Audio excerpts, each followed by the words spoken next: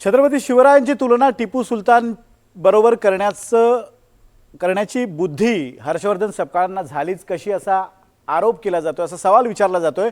या सगळ्याची सुरुवात झाली ती मालेगावच्या उपमहापौर पदाच्या दालनात लावलेल्या टिपू सुलतानच्या फोटोनं।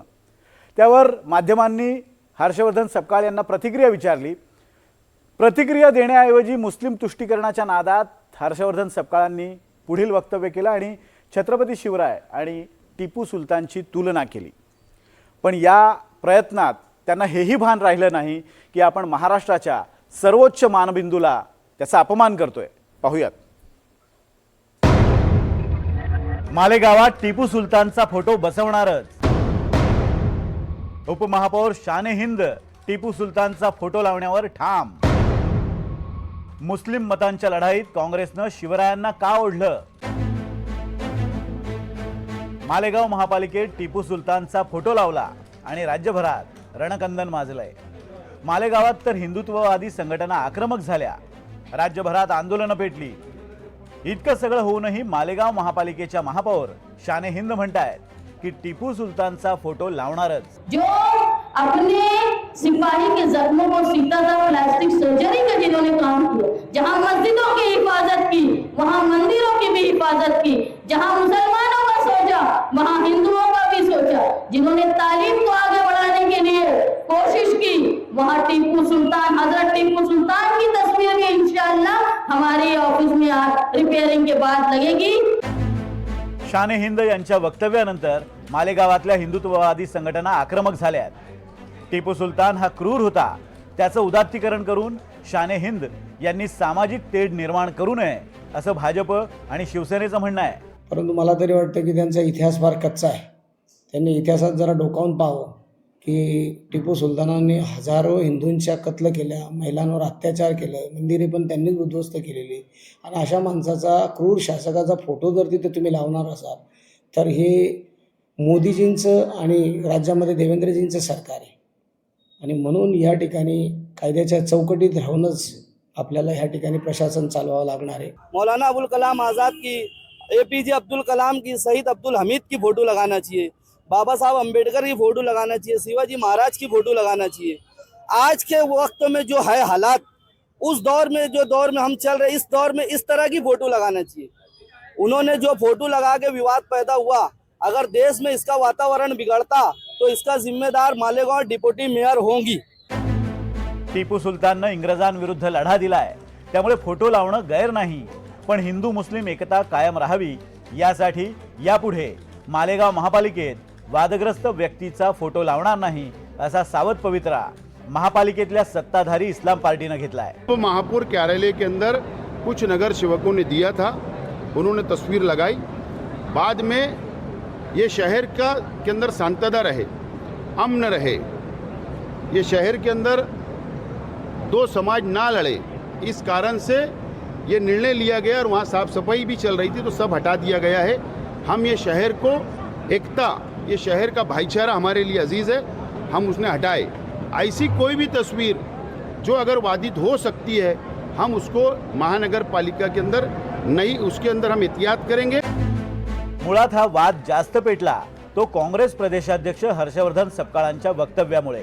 पेटलेल्या वादात कुणीही न सांगता उडी घेतली ती काँग्रेस प्रदेशाध्यक्ष हर्षवर्धन सपकाळ यांनी।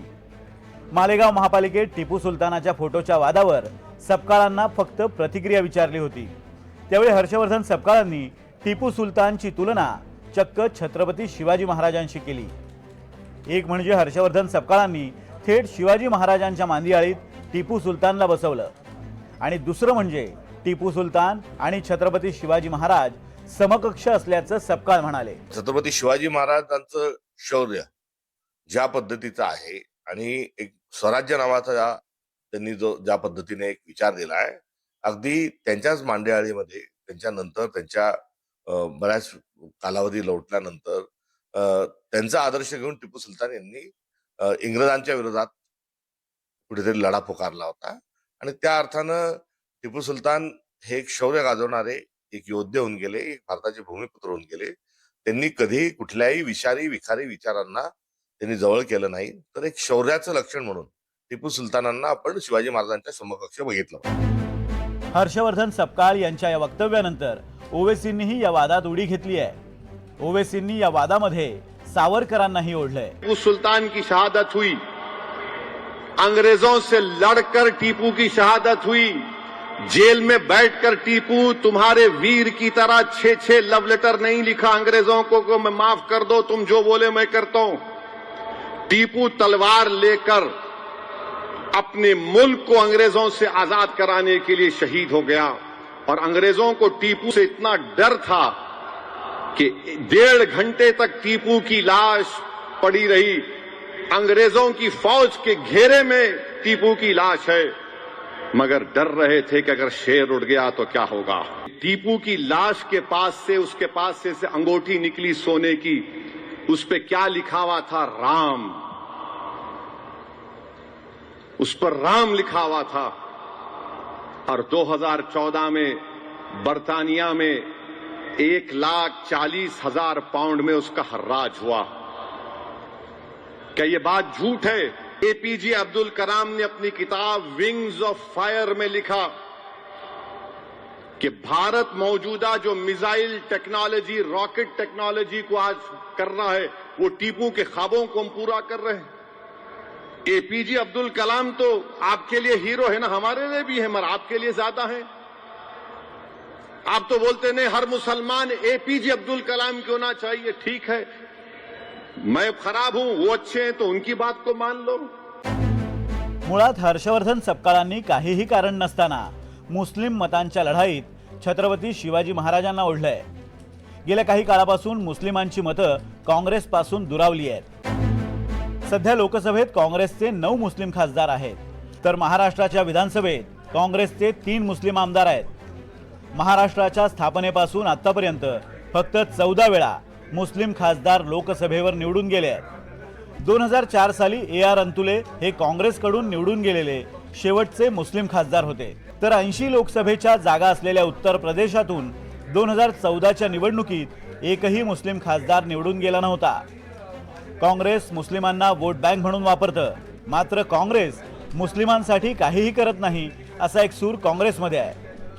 मुस्लिमांना काँग्रेस पुरेसं राजकीय प्रतिनिधित्व देत नाही असंही काहींचं म्हणणं आहे। उत्तर प्रदेश, पश्चिम बंगाल आणि बिहार सारख्या मुस्लिम संख्या जास्त असलेल्या राज्यांमध्ये सपा, बसपा आणि तृणमूल काँग्रेस सारखे प्रादेशिक पक्ष सक्षम पर्याय म्हणून समोर आले। MIMनं इस्लामची बात करून आणि मुस्लिम केंद्री राजकारण करून काँग्रेसचा मुस्लिम वाटा आपल्याकडे वळवला। मुस्लिम समाजाच्या पुढच्या फळीचं नेतृत्व तयार करण्यात काँग्रेस अपयशी ठरली आणि मुस्लिमांच्या सुरक्षेपेक्षा किंवा विकासापेक्षा केवळ भाजप विरोधी मतांसाठी काँग्रेसनं मुस्लिमांचा वापर केला असा मुस्लिमांचा आक्षेप आहे। या सगळ्या कारणांमुळेच मुस्लिम समाजाला आपल्या बाजूने वळवण्यासाठी हर्षवर्धन सपकाळांनी मालेगावमधल्या फोटोच्या प्रश्नावर टिपू सुलतानाचं उदात्तीकरण केलं। मात्र या नादात आपण छत्रपती शिवाजी महाराजांच्या बाजूला टिपू सुलतानाला बसवतोय याचं भान सपकाळांना उरलं नाही। मुस्लिम मतांच्या राजकारणात छत्रपती शिवाजी महाराजांना ओढू नये इतकं शहाणपण काँग्रेसच्या प्रदेशाध्यक्षांना राहिलं नाही, आणि म्हणूनच हर्षवर्धन सपकाळ तुम्ही चुकलात। निलेश वाघ, NDTV मराठी, मुंबई।